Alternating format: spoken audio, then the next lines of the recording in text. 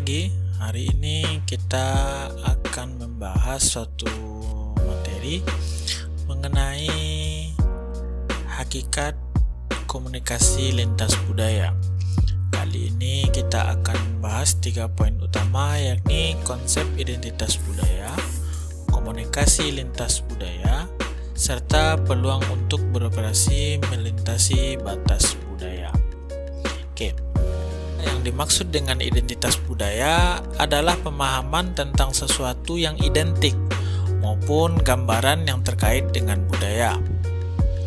Identitas budaya atau kultural merupakan perasaan dari seseorang yang ikut memiliki atau berafiliasi dengan budaya tertentu. Masyarakat yang terbagi dalam kelompok-kelompok itu kemudian melakukan identitas kultural yang masing-masing orang dapat mempertimbangkan diri mereka sebagai representasi dari sebuah kebudayaan yang mereka miliki tersebut. Jadi dapat disimpulkan bahwasanya identitas budaya yang terbentuk dalam kehidupan suatu masyarakat akan mempengaruhi persepsi diri mereka atau persepsi dari setiap anggota dalam suatu masyarakat. Tentunya bagaimana mereka memandang diri mereka, kemudian bagaimana mereka bersikap dan bertingkah laku sangat dipengaruhi oleh identitas budaya mereka sendiri. Dalam teori komunikasi yang membahas tentang identitas merupakan penghubung utama antara individu dan masyarakat. Dan disinilah komunikasi menjadi mata rantai yang membolehkan hubungan ini. Sehingga dapat dikatakan komunikasi merupakan alat untuk membentuk identitas dan juga mengubah mekanisme. Sehingga dalam proses komunikasi yang sedang dilakukan, kita akan mendapatkan pandangan serta reaksi orang lain dalam interaksi sosial dan begitu juga sebaliknya. Sehingga kita akan memperlihatkan identitas dengan cara mengekspresikan siapa diri kita dan siapa orang yang sedang kita hadapi dalam berkomunikasi. Ya, selanjutnya yang kita bahas adalah komunikasi lintas budaya itu sendiri. Tentunya setelah kita memahami tentang konsep identitas budaya, kita akan melihat suatu informasi mengenai komunikasi lintas budaya. Jadi sebenarnya komunikasi lintas budaya merupakan proses pertukaran pikiran serta makna antara orang-orang yang tidak selaras budayanya, atau bisa dinyatakan mempunyai perbedaan dari kebudayaan tersebut. Dan ini biasanya terjadi di antara orang yang tidak memiliki bangsa yang sama atau internasional, kemudian antar etnik atau ras, atau bisa juga tentang orang yang memiliki komunikasi bahasa yang berbeda. Komunikasi antar budaya atau komunikasi lintas budaya menjadi pernyataan diri antar pribadi yang paling efektif antara dua orang yang saling tidak sama latar belakang budayanya.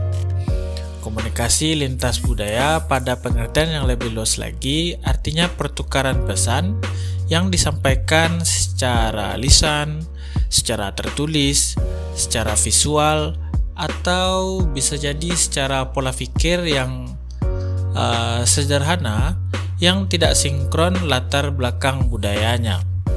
Sehingga komunikasi lintas budaya itu memiliki fungsi penting, terutama ketika seseorang mulai menjalin hubungan bilateral atau multilateral. Dan dapat diartikan juga bahwa secara khusus komunikasi lintas budaya itu dapat berfungsi untuk mengarungi ketidakpastian komunikasi antar orang, antar suku, antar bangsa yang tidak sama budayanya. Baik saat kita memasuki wilayah tertentu yang sebelumnya wilayah itu bukan bagian dari wilayah kita, sehingga seseorang itu dihadapkan pada orang-orang yang sedikit atau banyaknya itu tidak selaras jika ditinjau dari aspek sosial, aspek budaya, ekonomi, dan lain-lain sebagainya. Ada beberapa ciri-ciri yang mungkin muncul hadir ketika kita mengalami atau melihat sebuah komunikasi lintas budaya. Yang pertama, ciri-cirinya ada 2 atau lebih budaya yang terlibat. Kemudian ada tujuan yang sama untuk menciptakan suatu komunikasi tertentu. Kemudian saling menguntungkan dan minimalisir suatu kerugian yang hadir dalam pertemuan suatu budaya. Kebudayaan itu tidak selamanya saling mempengaruhi, sehingga mereka akan tetap berdiri pada jalan mereka masing-masing, namun mereka akan menemukan titik temu atau titik terang yang mana komunikasi yang akan mereka lakukan itu bisa sejalan dengan tujuan mereka melakukan komunikasi lintas budaya. Selanjutnya yang kita bahas yakni mengenai peluang untuk beroperasi melintasi batas budaya. Jika kita hendak berpergian dan berpamitan kepada orang tua ke sekolah atau ke kampus, apakah masihkah kita mencium tangan kedua orang tua kita, atau sudah tidak lagi berpamitan seperti halnya kebudayaan kita sebagai orang Indonesia? Lalu bagaimana globalisasi dalam bidang budaya yang melanda Indonesia sesuai dengan peluang kita beroperasi dalam melintasi batas budaya? Globalisasi dalam bidang budaya memberikan manfaat, misalnya memperkaya budaya bangsa. Namun di sisi lain memberikan ancaman terhadap keberadaan budaya lokal bangsa.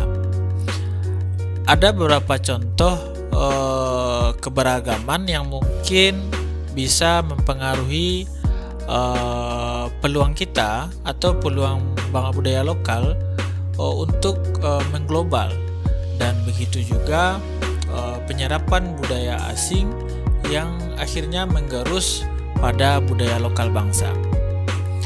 Pada dasarnya contoh bisa kita lihat dalam penggunaan bahasa Inggris dalam komunikasi. Semua orang belajar bahasa Inggris untuk dapat berkomunikasi dengan masyarakat dunia. Dalam globalisasi budaya, baik pada zaman sekarang yang masih ada budaya lokal ataupun tradisional, terkadang muncul dalam komunitas kecil saja.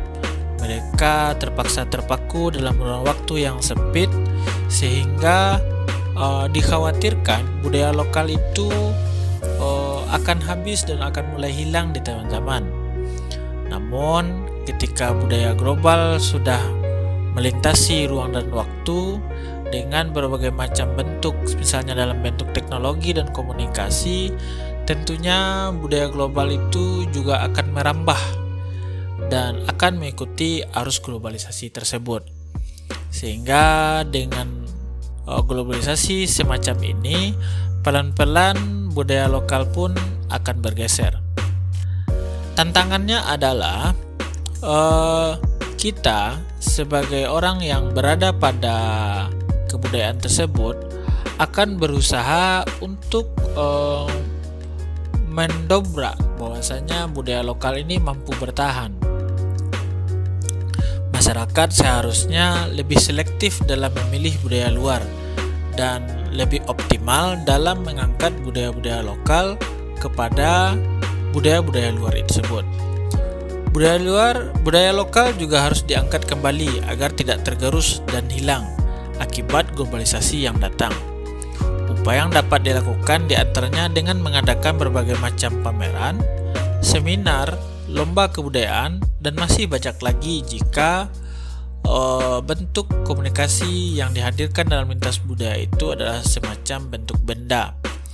Sedangkan kebudayaan yang telah diwariskan secara turun-temurun tentu harus tetap dijaga dan dilestarikan, sehingga fungsinya dan nilainya semakin tinggi, dan hal itu dapat menjaga kelestariannya dan dapat menjaga nilai yang luar biasa dari budaya lokal tersebut.